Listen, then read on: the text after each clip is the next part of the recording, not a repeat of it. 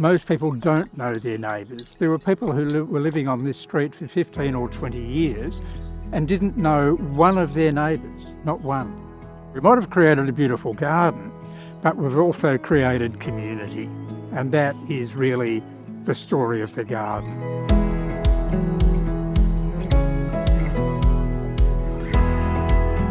We'd been living in this street for 25 years, and I could no longer walk past where we are now. It was just a horrible part of Adelaide.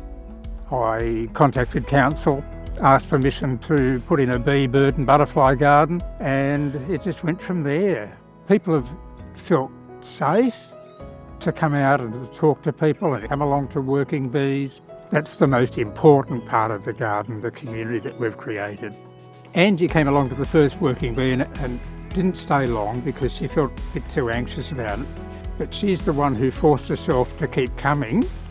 She was the brave person in all of this. Over time, Angie has become a vital part of Ovingham Greening as part of our community. She has blossomed herself, but she's enabled other members of the group to blossom as well. She did a workshop on the painted rocks, which the kids then put out and hide in the garden and can swap and so forth. In her development of mosaic skills, she's provided some mosaic watering dishes for the Native Bee Hotel. Her confidence has grown enormously. She's part of the ongoing planning of the group. She brings all the stuff for morning tea, sets it out for us. I wasn't doing much a couple of years ago. My life's really changed. Changed in a good way, yes. Yeah. Getting out more and meeting new people. I'm involved with more groups outside of the garden. How many neighbours do I know? Nearly the whole street. Yeah. I have struggled with chronic depression for 25 years probably. This helps enormously. I now have great reason to get up in the morning and get going. It's given me heaps of new friendships.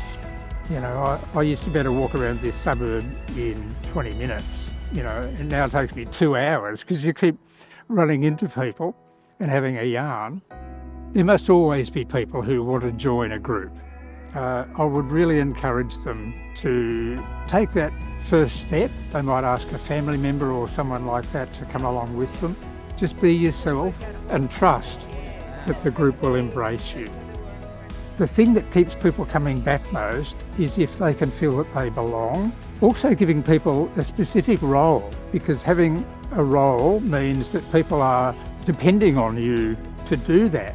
So you have something very purposeful to contribute.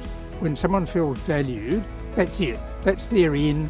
They'll keep coming and they'll grow, but so will the group.